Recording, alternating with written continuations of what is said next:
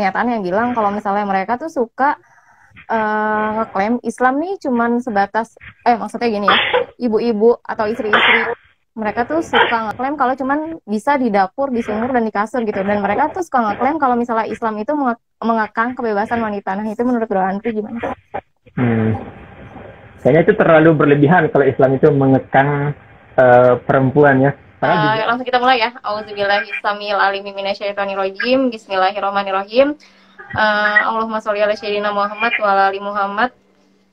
Alhamdulillah sore hari ini kita sudah tergabung dengan guest kita, dengan Bro Andri. Jadi sedikit review dari yang kemarin, Bro. Jadi kemarin kita udah ngobrolin sama koordinator ACN tentang anti family club, di mana di masa sekarang ini, di peradaban manusia sekarang ini tuh ada orang-orang yang benci gitu sama institusi keluarga. Mungkin mereka lupa mereka lahir dari mana gitu ya. Kalau bukan dari keluarga, bukan dari ayah atau ibu, mungkin bisa turun langsung kali dari langit gitu ya, tuk gitu langsung jadi gede, langsung jadi besar tanpa diurus oleh keluarga gitu ya. Nah, di sesi kedua kali ini yang berhubungan sama keluarga, kita bakal ngomongin temanya hate me, don't hate my family ya gitu ya. Gitu ya, oke sih.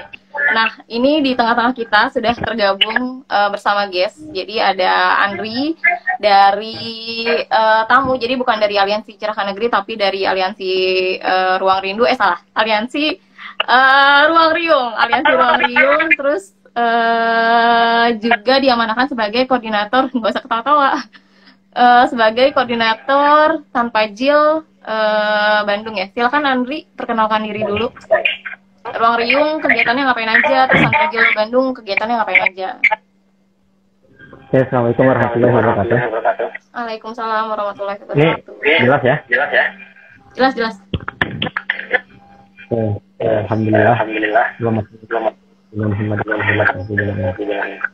Terima kasih. Sama biasanya. Oke, perkenalkan, halo semuanya, selamat sore. Ini boleh sapa-sapa penggemar dulu. Mungkin perkenalan tentang Aliansi Ruang Riung ya? Boleh. Aliansi Ruang Riung itu bentuknya tahun 2019. Ruang Riung artinya itu tempat ngariung, tempat berkumpul. Kenapa tempat berkumpul? Karena awal 2000 akhir 2018 ke awal 2019 itu kita dengan beberapa orang teman itu lagi ngebahas RUU PKS gitu. RUU penghapusan kekerasan seksual, dan saat itu nyaris nggak terdengar apa-apa gitu pembahasan di Bandung gitu. Akhirnya kita waktu itu diskusi, dan diskusi pertama itu juga melahirkan sebuah video singkat tentang RUU PKS, RUU penghapusan kekerasan seksual, cuman dalam beberapa waktu itu jadi hilang gitu ya. Wah, ini cepat sekali hilangnya. Dan dalam 3 jam saja itu udah rame yang komentarin ya. Next, kemudian akhirnya kita mutusin untuk keliling kota Bandung untuk sosialisasi RUU PKS. Yang kita sosialisasikan itu lebih kepada ideologi yang terkandung di RUU PKS itu apa. Nah, memang hal yang paling pokok menurut kita ketika itu adalah landasan filosofis kenapa sebuah perundang-undangan itu ada, dan kenapa namanya itu, dan maksudnya apa gitu. Dan akhirnya kita keliling kota Bandung, kita main-main ke teman-teman komunitas organisasi di kota Bandung, dan ternyata teman-teman yang kita sosialisasi ini tuh rata-rata belum punya pembahasan, dan mereka sepakat dengan poin-poin yang kita sebutkan berdasarkan hal-hal yang sudah kita teliti. Akhirnya mereka setuju, dan akhirnya sepakatlah karena menganggap RUU PKS ini secara ideologis itu bertentangan dengan ideologi bangsa pada umumnya, ya akhirnya kita sepakat untuk membentuk sebuah wadah berkumpul bersama, namanya Aliansi Ruang Riung. Nah, kegiatannya itu masih padat di kemarin itu di tahun 2019 itu di isu RUU PKS. Kalau ACN itu lebih banyak ke 3 isu besar ya kemarinnya kalau nggak salah ya. Ya, cuman kalau Aliansi Ruang Riung awalnya memang dibentuk untuk karena perasaan resah gitu yang sama. Kenapa? Karena ada RUU penghapusan kekerasan seksual yang namanya itu nggak sesuai sama ideologi yang dia bawa gitu. Mungkin secara nama semua orang bisa terima, tapi secara ideologis banyak orang-orang yang tidak paham. Kalaupun ada yang menerima, mereka menerimanya tidak dengan kesadaran. Saya mengutip itu yang kemarin yang ngomong kesadaran, tidak dengan kesadaran. Kenapa tidak dengan kesadaran? Karena dalam kepala mereka yang namanya kekerasan seksual itu hanya sebatas ya kekerasan seksual secara mainstream aja gitu. Bukan pada kekerasan seksual orang menyuarakan kebenaran, misalnya bahkan pada tahap di poin 15 RUU PKS itu adalah kontrol seksual yang sekarang itu sudah dihapus ya. Walaupun sudah dihapus, setidaknya itu menggambarkan bagaimana sebuah ideologi itu bekerja pada sebuah perundang-undangan gitu. Dan selanjutnya kegiatan di Aliansi Ruang Riung itu ya karena ini masih baru dan cukup banyak organisasi dan komunitas tergabung di sini masih mencari cara apa sih yang bisa kita lakukan bersama, ngumpul bareng. Kalau ngumpul bareng kita sering ngumpul bareng, kopdar bareng, ngobrol-ngobrol, terutama yang anggota yang laki-lakinya ya. Karena memang kalau ngumpulnya kita itu untuk diskusi bahkan sampai larut malam, dan perempuan biasanya kalau yang gabung biasanya lebih duluan pulang. Itu saja terkait Aliansi Ruang Riung. Di IG-nya bisa di cek saja di Aliansi Ruang Riung. Oke, sip. Kalau ITG Bandung itu udah cukup terkenal lah ya. Jadi teman-teman bisa dicek di Instagram ITG Bandung. Oke, sip. Udah cukup terkenal katanya ya di Bandung. Nah, itu tadi sedikit review tentang Aliansi Ruang Riung. Nah, Bro Andri mau tanya nih, kenapa ngasih tema Hate Me, Don't Hate Family? Kenapa? Emang kenapa kalau mau benci gitu, benci sama orangnya, terus sama benci sama keluarganya juga, emang kenapa kalau nggak boleh gitu? Pertama yang kita pertanyakan itu, kenapa sih mereka-mereka yang terlalu gandrung menolak atau yang lebih kasarnya itu membenci yang namanya institusi keluarga itu? Apakah yang mereka tolak itu keluarganya atau identitas keluarga yang dibawa atau identitas orang-orang yang membawanya? Dan kita perlu dudukkan juga, kan kalau dalam dalam logika ya, dalam logika itu kita belajar maksud orang yang bicara itu apa. Karena bisa saja satu kalimat dikatakan oleh dua orang yang berbeda, satu kalimat yang sama, bisa jadi maknanya beda gitu. Misalnya keluarga, institusi keluarga oleh orang A dengan ideologi kesetaraan gender misalnya, dengan orang misalnya B yang juga mengatakan institusi keluarga, tapi misalnya mengikut dengan ideologi seorang muslim yang mainstream lah gitu ya. Yang muslim Indonesia lah rata-rata ya, institusi keluarga itu pasti akan beda gitu. Institusi keluarga berdasarkan paham kesetaraan gender itu, saya nggak ngomong teorinya, saya ngomong buktinya langsung. Itu di naskah akademik RUU PKS, itu teman-teman bisa baca secara setengah eksplisit dan setengah implisit. Dalam satu kalimat dikatakan bahwa keluarga sebagai tempat yang aman itu adalah mitos gitu ya. Jadi gimana caranya keluarga sebagai tempat yang aman itu adalah mitos. Tapi kalau buat orang kita ya, orang Indonesia pada umumnya, kenapa saya bilang pada umumnya? Karena yang bersuara begitu bukan pada umumnya, tapi hanya statistik saja. Tapi suaranya emang menggelegar gitu ilusinya gitu ya. Tapi kalau kata orang Indonesia rata-rata ya, ketika disebutkan keluarga itu ya, buat mereka itu adalah keluarga itu adalah tempat mereka beranjak pergi dan tempat mereka untuk pulang kembali. Ya kenapa? Karena semua nilai itu bicara keluarga. Nanti kalau seandainya kita flashback ke belakang, itu ada namanya ketika belajar PKN ya dulu ya, pendidikan kewarganegaraan atau pendidikan dulu pendidikan budi pekerti, itu selalu ada berdasarkan nilai-nilai kekeluargaan. Dalam kasus sehari-hari, gimana jadinya konflik di antara mereka akhirnya diselesaikan dengan cara kekeluargaan. Kemudian di dalam perundang-undangan pun misalnya dalam Undang-Undang 1945 nomor 33 tentang sistem ekonomi kalau saya tidak salah, jadi sistem perundang-undangan kita itu juga berdasarkan kekeluargaan gitu. Nah, terus sekarang kita menolak institusi keluarga. Jadi yang ditolak itu sebenarnya menolak bangsa sendiri, menolak nilai bangsa sendiri, atau sebenarnya maksudnya gimana gitu. Nah kan ini rada aneh gitu loh. Sementara identitas kita itu dari dahulunya lalu ada yang namanya nilai kekeluargaan. Bahkan itu bukan bahasa formal dalam perundang-undangan. Kenapa? Karena dalam kehidupan sehari-hari, dalam kehidupan yang paling kecil antara individu dengan individu, kemudian antara taruhlah keluarga dengan keluarga, kemudian masuk ke ranah yang lebih tinggi, misalnya ada hukum segala macam, kemudian kita belajar juga nilai-nilai. Dari dahulunya sampai sekarang itu orang selalu pakai nilai kekeluargaan. Jadi gimana ya kekeluargaan aja lah gitu.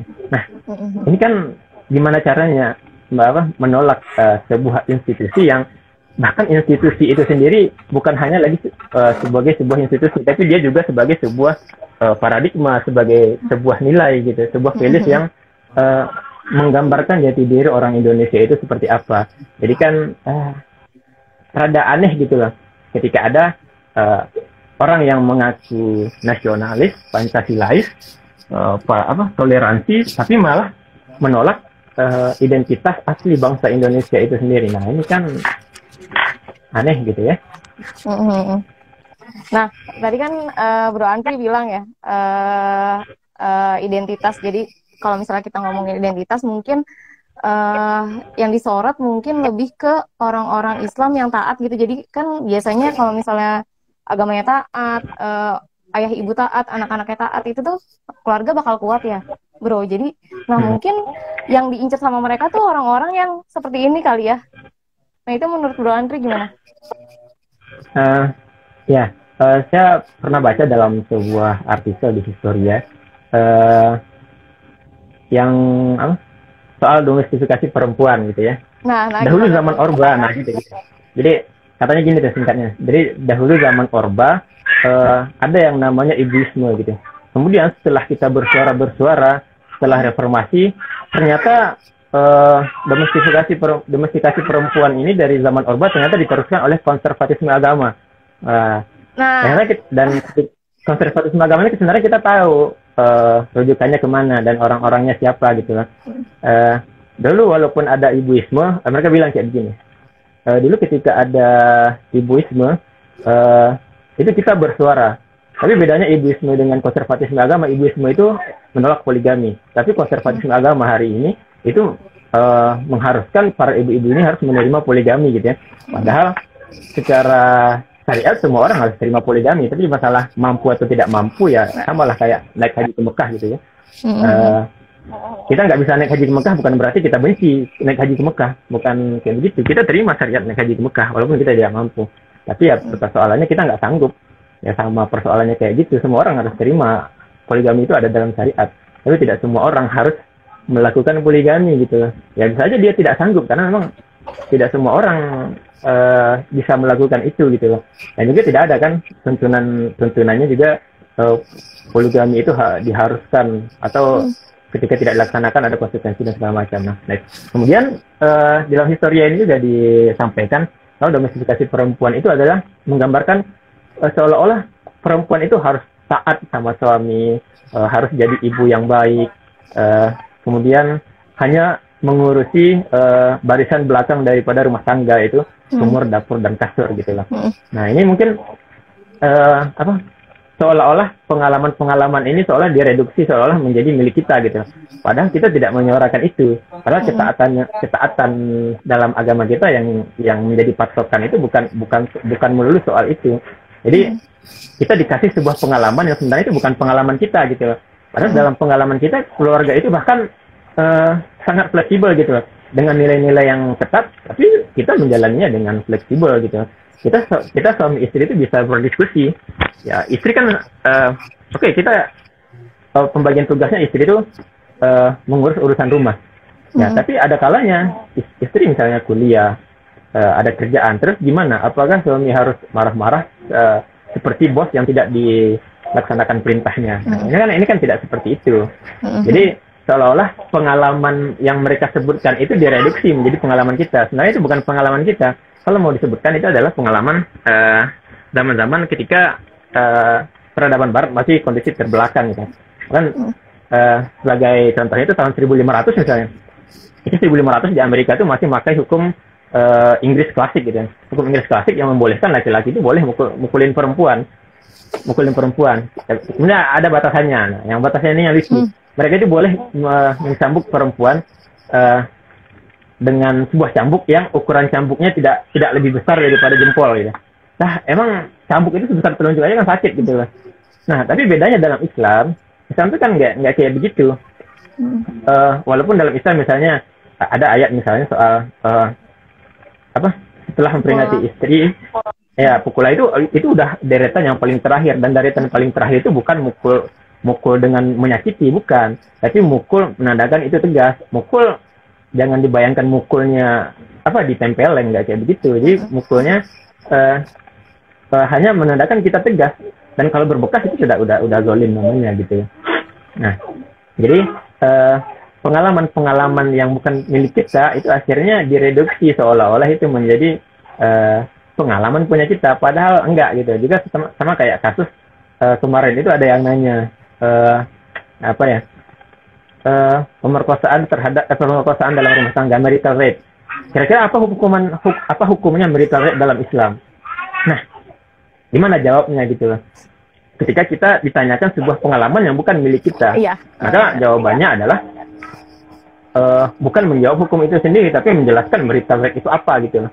Karena marital rape perkosaan terhadap terhadap istri atau perkosaan dalam rumah tangga itu tidak seperti pada makna yang tertera di kepala kita. Jadi ketika kita tanyakan apa sih hukumnya marital rape, ya lu tahu nggak marital rape itu apa gitu. Kemudian ada lagi yang nambah-nambahin nih, seolah-olah kejadiannya betul-betul kayak gini. Misalnya istri sudah capek kerja dari luar, kemudian suaminya nggak kerja, kemudian sampai di rumah suaminya maksa. Lah, emang itu ada yang kayak begitu gitu loh. Nah, ada nggak yang kayak begitu gitu? Nah, persoalannya nggak sesederhana itu mendefinisikan marital rape. Bukan hanya kayak gitu kasusnya. Bahkan kasusnya walaupun istri di rumah, suami yang bekerja, tapi kalau istri nggak mau ya udah nggak. Persoalannya cuma di konsensual doang gitu. Kalau istrinya mau ya udah oke. Kalau istrinya nggak mau ya udah nggak boleh. Nah, jadi lebih atomis, lebih mendetail daripada sekedar marital rape itu apa sih. Jadi tidak bisa didefinisikan hanya dengan kata-kata itu aja gitu. Kita juga harus melihat pengalaman-pengalaman yang mereka bawa dan mereka reduksi ke pengalaman-pengalaman kita. Karena sekali lagi yang namanya ideologi itu, ketika kita berbicara sebuah konsep ya kita harus maknai dulu. Jadi yang bicara itu siapa gitu. Setelah kita tahu yang bicara itu siapa, ya kita harus maknai itu sesuai dengan apa yang ada di kepala mereka gitu. Karena nggak mungkin ketika mereka bilang kekerasan seksual, kemudian kita iya aja, padahal dalam kepala kita kekerasan seksual itu tidak sama dengan kekerasan seksual yang ada di kepala mereka. Ketika disebut institusi keluarga di kepala mereka tidak sama dengan institusi keluarga di kepala kita. Kita dalam kepala kita institusi keluarga itu pasti kita membayangkan keluarga itu harmonis. Ketika capek kerja itu pulangnya ke keluarga, ketika merantau itu pulangnya ke keluarga, ketika rindu itu pulangnya ke keluarga. Bahkan yang lucunya ini yang paling lucu nih menurut saya. Bahkan ada kan hari ini tuh yang membawa-bawa konsep Islam, menambah-nambahkan konsep ini dalam Islam. Bagaimana sih Islam dalam ini? Ya. Jadi Islam itu seolah-olah mendukung keluarga itu adalah institusi yang melanggengkan ketimpangan gender gitu ya, ketimpangan dalam kesetaraan gender. Tapi dalam sisi lain, Nabi itu merindukan Khadijah, merindukan kampung halamannya. Kemudian kita sangat familiar ketika ada seorang Badui bertanya kepada para sahabat ketika itu, dia Badui ini terbiasa tidak menciumi anak-anaknya di kampungnya ini. Badi itu daerah di pedalaman di Madinah ketika itu. Dan ketika melihat sahabat ketika bersama anak-anak itu, anak-anaknya dipeluk, diciumi, lalu bertanyalah mereka, apakah kalian orang-orang Madinah atau orang-orang Arab terbiasa memeluk dan mencium anak kalian? Iya, kata para sahabat. Lalu dia berkata lagi, kalau kami tidak terbiasa dengan hal seperti itu, kami tidak pernah mencium anak kami sama sekali. Loh, mendengar itu Nabi nyuruhnya, kalau gitu pulanglah dan ciumlah anakmu. Nah itu kata Nabi kita gitu ya. Tapi saya nggak tahu kata Nabi mereka itu apa. Kata Nabi kita, ya udah pulang itu dicium anaknya gitu. Itu anak ya. Kemudian dalam komunikasi antara ayah dan anak itu beberapa kali dicontohkan oleh Allah sendiri dalam Al-Quran, bagaimana komunikasi Luqman dengan anaknya, komunikasi Ibrahim dengan Ismail. Kemudian ada komunikasi Ibu Musa dengan kakak perempuannya Nabi Musa gitu ya. Dan beberapa lagi komunikasi antara ayah dan anak yang melambangkan ada sebuah visi besar dalam keluarga. Nah, ini gimana caranya kita menafsirkan Al-Quran dengan perspektif gender, kemudian yang hasilnya adalah menolak institusi keluarga. Nah, berarti ini tidak Islami gitu ya. Ini kan akhirnya kalau kita melihat ini kan kita baru sadar, oh iya ya, kok di sini kontradiksi, di sini kontradiksi, di sini mereka bawa-bawa Islam, di sini mereka nolak institusi keluarga, di sini Islam malah menggambarkan sebuah visi keluarga itu dari dunia itu bagaimana komunikasinya, bagaimana hubungannya, bahkan dari anak-anak itu gimana. Kemudian di sisi lain mereka menolak institusi keluarga. Nah sebenarnya kalau seandainya kita melihat pergerakan orang-orang yang menolak institusi keluarga ini secara keseluruhan, kita bakalan melihat ada kontradiksi di mana-mana gitu loh. Yang satu membawa-bawa Islam, yang satu menolak institusi keluarga. Nah, terus yang membawa-bawa Islam ini bagaimana cara penafsirannya terhadap penolakan institusi keluarga ini gitu loh. Kan kita bingung gitu loh.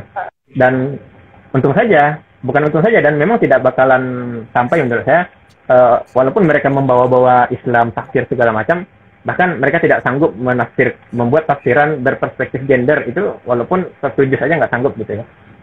Jadi saya kira kayak begitu. Nah, tadi kan Bro Andri bilang nih ada pernyataan yang bilang kalau misalnya mereka tuh suka ngeklaim Islam nih cuman sebatas, maksudnya gini ya, ibu-ibu atau istri-istri mereka tuh suka ngeklaim kalau cuman bisa di dapur, di sumur, dan di kasur gitu. Dan mereka tuh suka ngeklaim kalau misalnya Islam itu mengekang kebebasan wanita. Nah, itu menurut Bro Andri gimana? Kayaknya itu terlalu berlebihan kalau Islam itu mengekang perempuan ya. Padahal dari zaman Nabi nih.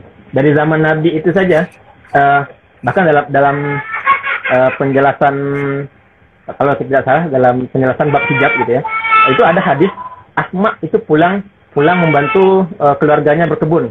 Dan Asma itu ada yang dibawanya di atas kepalanya, kemudian ada kelihatan pergelangan tangannya. Dan itu yang dibahas oleh para ulama bagaimana hukumnya perempuan itu kelihatan pergelangan tangannya gitu. Nah, bagaimana ceritanya Islam itu mengekang perempuan, sementara dari zaman dahulu itu dari soal perekonomian. Ternyata Asma putrinya Abu Bakar, dan Abu Bakar itu adalah orang yang paling dicintai oleh Rasulullah Shallallahu Alaihi Wasallam daripada kalangan laki-laki, dari kalangan sahabat. Dan itu anaknya, dan Asma itu termasuk sahabat yang utama, termasuk sahabat yang mulia. Nah, itu Asma. Kemudian Aisyah radhiyallahu anha itu juga pernah dibawa oleh Rasulullah dalam peperangan, dan kita paling ingatlah bagaimana kisah hadisul ifki ketika Aisyah radhiyallahu anha diajak oleh Rasulullah Shallallahu Alaihi Wasallam itu pergi perang, kalau tidak salah perang Bani Mustalik gitu. Dan Rasulullah terbiasa dalam beberapa peperangan siapa yang akan dibawa, ya mengundi istri-istrinya. Pada waktu itu yang dibawa itu adalah Aisyah radhiyallahu anha. Dan juga sangat terkenal bagaimana wanita-wanita di Madinah yang sebenarnya mereka itu sangat tinggi sekali chance buat menuntut ilmunya, sampai digambarkan juga oleh Rasulullah Shallallahu Alaihi Wasallam. Bahkan Hindun saja ketika baru masuk Islam itu sudah punya suara hak protes kepada suaminya, dan disampaikan kepada pemimpin ketika itu Rasulullah Shallallahu Alaihi Wasallam. Itu kan sangat demokratis sekali kalau dikatakan hari ini.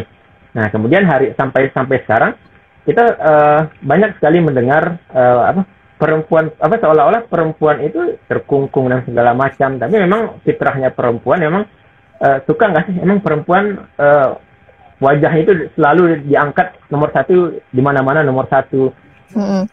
Suka nggak sih kayak gitu? Nyaman nggak semua perempuan kayak begitu kan gitu loh. Pada dasarnya semua perempuan itu bebas bergerak kok. Cuman apakah dia harus di blow up sehingga seperti keinginannya orang-orang feminis, walaupun orang feminis awalnya ingin kesetaraan, tapi akhirnya sekarang mereka malah mamprang gitu. Seolah apa sih namanya?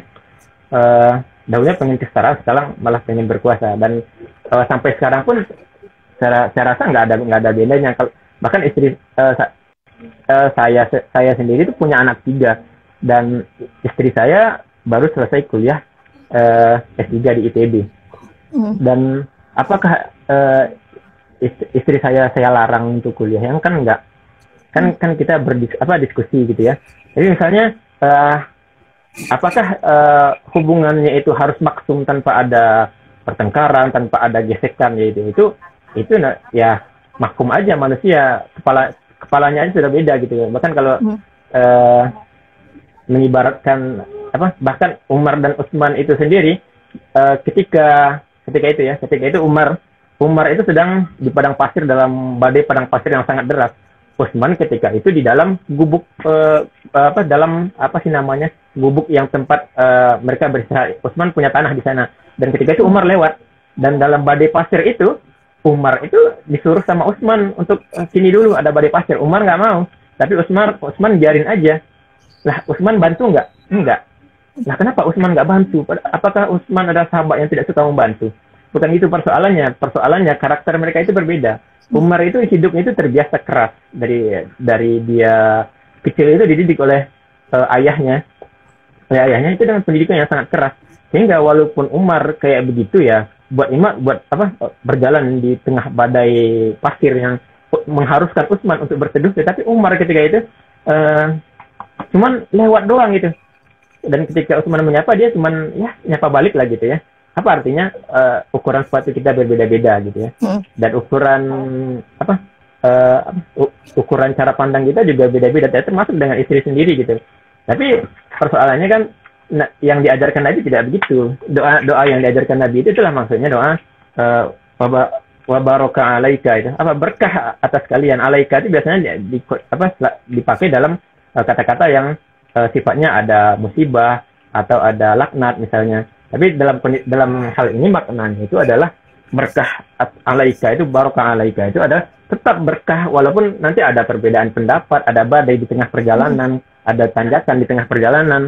Kenapa ya? Agar tetap berkah itu ya agar nanti di ujungnya itu tercapailah jamaah bainakuma fi khair itu. Jadi ya ketika mereka itu membicarakan agama, seolah-olah itu orang yang beragama itu harus maksum seperti Nabi. Lah ini kan kayak begini, ini kan kayak begini. Jadi ini sebenarnya kesalahan logika saja menurut saya gitu. Jadi mereka itu tidak membedakan mana yang ajaran agama dan mana yang dilakukan oleh pemeluk agama itu sendiri. Yang diajarkan agama itulah yang ideal, yang diajarkan Islam itulah yang sempurna. Tapi apakah penganut agama Islam itu harus sempurna ya? Ya tidak. Makanya kata Nabi, kullu bani Adam khata'un. Jadi seluruh bani Adam itulah tempatnya berbuat dosa gitu. Dan terbaik-baiknya orang yang berbuat dosa adalah at-tawwabun. Itu orang-orang yang bertobat. Jadi itu ketidakadilan mereka gitu ya. Jadi ketika membicarakan agama, mereka membandingkannya itu dengan kesempurnaan. Itu pemeluknya dibandingkan dengan kesempurnaan. Tapi ketika ada ketua gay di Tulung Agung misalnya nyodomi anak SMP, tapi yang mereka bicarakan apa? Apakah mereka bisa bicara dengan logika yang sama? Nah, persoalannya kan tidak bisa gitu lah. Nah, ini kan kesalahan logika saja ini menurut saya gitu. Oke, nah ini udah ternyata nggak sadar ternyata udah 30 menit berlalu. Nah sebelum kita tutup nih Bro, ada satu pertanyaan yang mungkin juga banyak ditanyain ya sama teman-teman yang ada di sini gitu. Jadi sekarang kan kayak kemarin di ngoceh sebelumnya udah sempat dibahas ya, jadi pandangannya Bro Erik seperti apa. Nah pengen tahu nih pandangannya Bro Andri seperti apa. Kan sekarang lagi rame tentang rancangan undang-undang ketahanan keluarga ya. Nah keluarga itu menurut Andri kayak gimana? Terus menurut Andri perlu nggak sih, kan aku udah tahu nih pasti Andri ada di pihak yang pro terhadap rancangan undang-undang ketahanan keluarga dong. Nah mungkin bisa di-sharing gitu ke teman-teman yang ada di sini, gimana sih cara kita buat ngedukung abis-abisan RUU ini dan kenapa kita harus dukung RUU ini? Gitu, silahkan. Pertama keluarga itu sendiri adalah institusi terkecil dari sebuah peradaban. Jika keluarga itu hancur ya, pasti peradaban itu juga hancur gitu loh. Dan persoalannya kita di Indonesia itu ada yang namanya pengaruh utamaan gender gitu. Padahal apakah itu persoalan utama di negara Indonesia gitu? Dan sementara dalam kondisi yang sama banyak keluarga-keluarga dari keluarga yang perekonomiannya yang sangat morat-marit, kemudian ada yang level fakir, ada yang level miskin, itu mereka tidak berkesempatan mengenyam bangku pendidikan gitu. Tapi yang program yang menghabiskan dana rakyat itu adalah pengaruh utamaan gender gitu loh.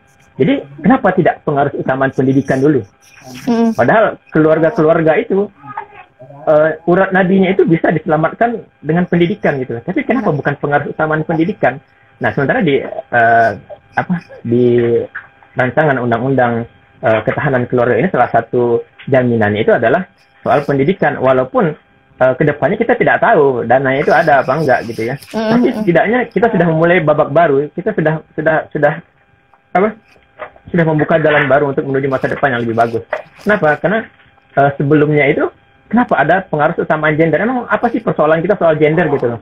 Sementara diskursus yang dibawa itu adalah seperti yang saya sampaikan tadi, pengalaman-pengalaman yang bukan milik kita. Bahkan pengalaman milik kita itu adalah pengalaman orang-orang yang merdeka dari dahulu. Walaupun secara kewilayahan kita dijajah, tetapi secara jiwa manusia, siapa yang tidak kenal Cik Nyadin dari Aceh gitu? Siapa yang tidak kenal Rasulullah Said dari Sumatera Barat? Atau Bunda Siti Rahma Al-Yunusiyah dari Sumatera Barat? Kita sudah merdeka ketika mereka masih memperjuangkan hak untuk bicara saja. Dan mereka itu baru bisa punya hak suara itu tahun 1900-an gitu. Sementara kita bukan hanya hak bersuara. Kita dari dahulu itu terbiasa hidup berdampingan. Kalau seandainya kita lihat di desa-desa, itu yang bekerja itu bukan bapak-bapak dan ibu-ibunya di rumah, bukan. Tapi yang bekerja itu bapak-bapak dan ibu-ibunya bekerja berdua, sambil ke sawah itu ngobrol. Kemudian anaknya pulang sekolah datang bawain minum. Kayak begitu kehidupan keluarga di Indonesia gitu. Kemudian direduksilah pengaruh utamaan gender ke sini.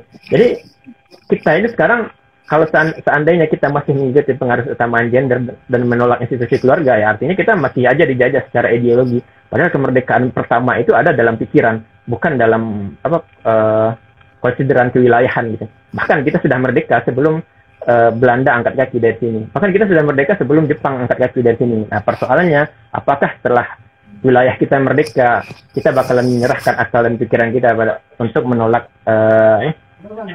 undang-undang yang ingin menjamin keutuhan ketahanan keluarga gitu. Nah, dan yang menolak ketahanan keluarga hari ini itu adalah orang-orang yang sama yang mengatakan bahwa keluarga sebagai tempat yang aman itu adalah mitos. Ya. Kita tidak berbicara keluarga itu 100% keluarga yang ada di Indonesia itu adalah keluarga yang baik. Bukan. Tapi ideologi yang kita bawa itu adalah nilai-nilai yang sudah ada selama ini di tengah-tengah bangsa kita sendiri gitu loh. Dan kalaupun ada misalnya orang yang berasal dari keluarga yang broken home dan segala macam, persoalannya apakah itu karena keluarga atau karena anggota keluarga itu tidak melaksanakan fungsi dan kewajibannya sebagaimana mestinya. Sementara setiap anggota keluarga kita sebagai tiap-tiap individu punya tanggung jawab terhadap individu kita sendiri. Kita sebagai warga negara punya tanggung jawab terhadap negara. Kita sebagai anggota keluarga punya tanggung jawab terhadap keluarga kita sendiri. Misalnya sebagai ayah apa tanggung jawabnya, sebagai anak tanggung jawabnya kepada orang tua apa. Ini kan hubungan-hubungan yang diatur sedemikian rupa bahkan dari sebelum diskursus feminisme ini ada. Tapi kemudian ketika diskursus feminisme ini muncul, kenapa malah institusi keluarga ini yang menjadi sasaran gitu. Walaupun saya tahu yang penolakan terhadap institusi keluarga ini berasal dari nalar sosial konflik dan salah satu ide yang dibawa itu adalah ide materialisme. Bahkan David Lockwood itu bilang unsur yang pokok yang selalu ada pada kita itu adalah selfish. Padahal kita nggak selfish. Jadi, padahal kita ketika anak kita terjatuh saja, kita lagi kerja di rumah, anak kita jatuh misalnya, boom gitu, aduh astagfirullah, anak gue jatuh gitu.